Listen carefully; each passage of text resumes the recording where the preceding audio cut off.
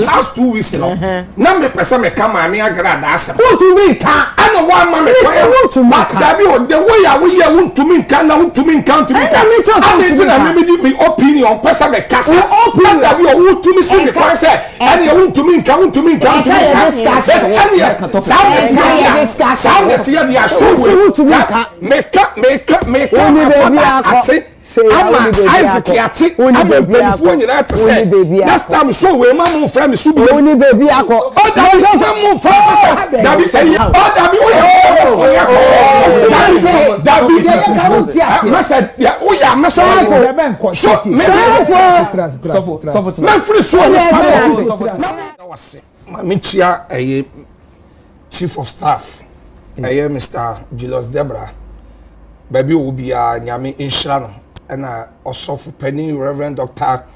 Isaac Owusu Bempa na osofu uche wo nyina etie me nyame inshira wo lutrot ma wasomra ha mame amofe yes bibi shemi mu mame nka ne mfiri me mu manka man free me mo a mentumi nkasa last week no we yade bi ma ye me ya me yade we yade bi ma ye me ya wo TV so ama I say o say last week no me say me beka ma me Agradaa asem say ye last week na why last 2 weeks last 2 weeks last 2 weeks asem na obeka by this oh David me no me wo ho no tie David tie so baby a me ya wo me to last 2 weeks and na me say David o say me ba ye no me ni wadi agro kama but ehye mu sa ehye mu no man kan ebe ha me okay ne kan because ade a we ye last week wa last 2 weeks e wa ha sa me be kama me Agradaa asem na David asa what the pass of eto make to one me so me nka that sadia na we wan hwe ya me ma show you ba woni be bia ko na me tie we savo no savo me aba tie me tie asem okay last 2 weeks asem last 2 weeks asem ade enfie me no asem kure show obitirim me show obitirim say agent maybe me na me host that una your host yeah so one invite me na say ya ma host no onko afa 4 hours na ye aduma enti de na maka ya me peso only adamu obeka na me peso obeka na onu so woni ni ti de na den me woni tiri okay enti sofu ka se mi ntie o enti me address gift address mo address me se mi ntie o dia me pesa me cancel dia me pesa me cancel last 2 weeks no na me pesa me ka ma me Agradaa asem untumi ka ana wa ma me untumi ka dabi o the way ya we ya untumi ka na untumi ka ati na me di me opinion pesa me kasa opinion dabi o untumi si me kwa say ani ya untumi ka ani ya sound ya dia show me ka ati say Isaac yati ama mpanifuo nyina te say next time show we ma mo friend so bi oni baby akọ o dabi say mo friend dabi say ya di bre sha dabi mani abre na person ka dabi mani abre Empress and she ya it's a day now for dabi asem no person ka mi se mi monka wo ma me nka eni na me so me person be so me tra masa asra wo ma me nka dabi me ba so let's them be show me ma so you be so for answer na obeba show we yes no discussion what will ye be ewa ha asem na opesa wo who send me me ba asem na wo pesa wo kan na ka discussion no last 2 weeks no obi answer me bibia obi answer bibia na abetena ha now the mabetena na masadi ya wo beto ameme no you are the host you know ba na be kan dey we your host enti di obeto ameme no ye ba be ka trending issues that last 2 weeks na Agradaa issue ni ya you 2 weeks ago na wo ba no ya ma topic say topic we ni e ba be kan me ba nipa no ofre o na ye producer ag e no ofre wo it wo ba asem o person o kan Anyway, ni mu ame ne wo beka nti ni idea bia wa asam na beka na me so asam na beka me nti me person na discuss na me say training issues na ne yeka so yeka training issues a ma me ne dia na Agradaa dia ne na nye training issues ade say me so me opinion me to me opinion ma no opinion to me opinion that eno na me kasa dia wo ye no me say dia wo ye no dabi dia wo mo say dia wo ye no eye me ya anya me de eye me ya pa ivi esemi musa ebe pem ne yetimi next time bia no ebe ya me so ni su be woni baby akọ credo no woni baby akọ o dabi o ya dabi masa ya o ya masa de ben ko shoti me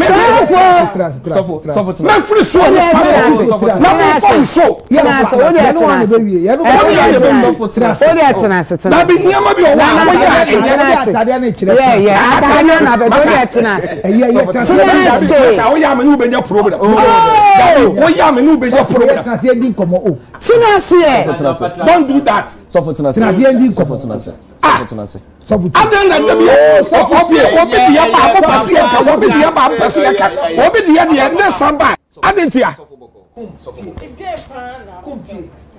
Sesi ali me kwakra ne so David Empress meba so for o ma George nkasa me neighbor no so na assembly na afa court ndi ekeka ho amanfo kan ho asem wo hama they themselves at the problem everywhere into the software we dey mesre na me ni ha last 2 weeks na me ni ha into no mesre se wo dey me bra penyin ne me pacho so wo dey mainland mesre into no ebia sade asem na kofa court na dey ekeka ho a ebinum akode fiase na dey ekeka ho ntino ebia na enu ntina na presenters on petrol so for meba o dey trouble ebia no nso on trouble entina no on pese mo be maso me sure say ebia na no mponte iziga na ka line up no ebia na enu ntina na enka ho no nanso ebia obofum so no so mo ancheche mu sa nkyerɛw entina we dey mesre amanfo wo hwɛ yɛn o ade na yɛn mpanyum fo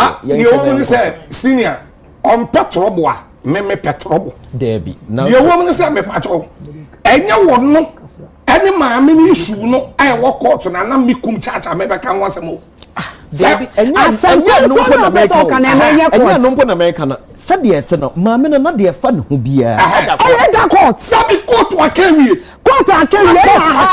the discussion what do you want to talk about it me pacho ade a court akewie no pacho ye ntumi kan wasem me pacho show nenda so eno na wo kan mente wase yes na so pastor and so na ye trending issues no cre you are right nanso me pacho me so 1 minute so for boko they see any answer gifty also the credo 2 na no anyana de the credo ni bi basa credo ni mu to be bi o then you be for that discussion no credo na de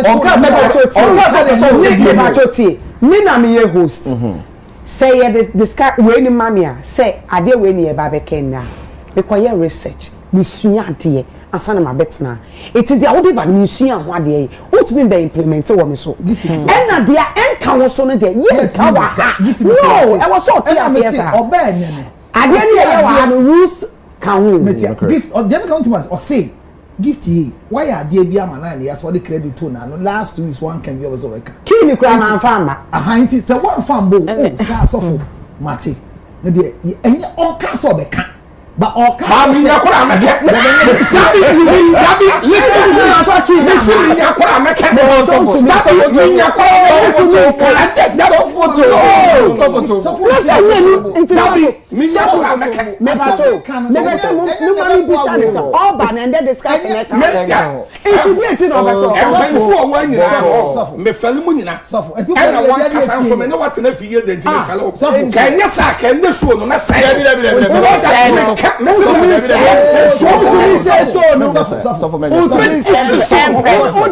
Empress. Go now. We say how no. Yeah, they actually say gift a bibi. They oye no. Na how? Work you mate ye koye it doesn't. Ye koye no matter no apology or apologize. Say one more ankasa. Thank you. Gift apologize and let's go ahead. Thank you very much. Ziga. You see? Dabi, you see? Oh, so boko. So to adi ane ma me sa me nkasa. Me di no be fa mu di ezika. To there to be. Oh, to mame. Okay, see me sa me do. Wa kuma baso. Ti me be so me ko ziga be ba no wa ba. Dabi wa ma kuma. Ziga. Wa ma kuma. Papa bo che. Semben. Sofu. Ziga yenko. Boko, yes sir. Boko. Ziga. Obekasa bewie, obesan aba, obesan kofa aba. Ekro tawa yemie kro no na enwu. Ememfa asawa nto so. Ekro bi eni wo. Wo dia ma me nko ziga so mpacho. Mama 1 minute mpacho. Meet you. Prophet. Mpacho. Fache. Say last 2 weeks na assembly. Pacho o ya ne lawyer. Me pacho. O dabi me person de wo no aye no.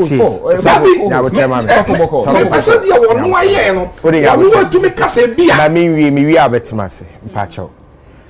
Efia ne ye adwuma. De see ma wo bo anyo so no. Efia ne see. E na me stress wadaroma. Yesrew.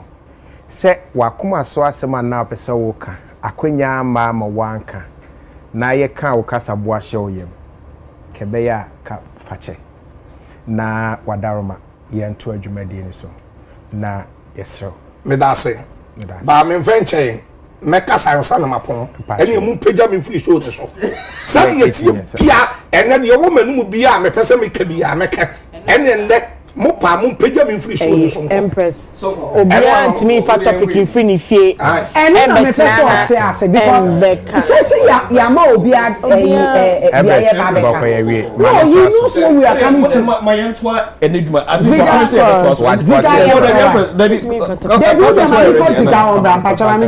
okay what they uncle ziga okay yenko Empress my some week Empress there behind why some we want so oh Devio nipa na opese ye ka na ase nipa mini nipa wo court yeah ma wo se me discuss no oh hey okay ziga Empress to boss ziga ngwe ye de energy ne adwene ne yeah ade wo energy ko visi ba na anya na drain nya buta say ye back to the issue Empress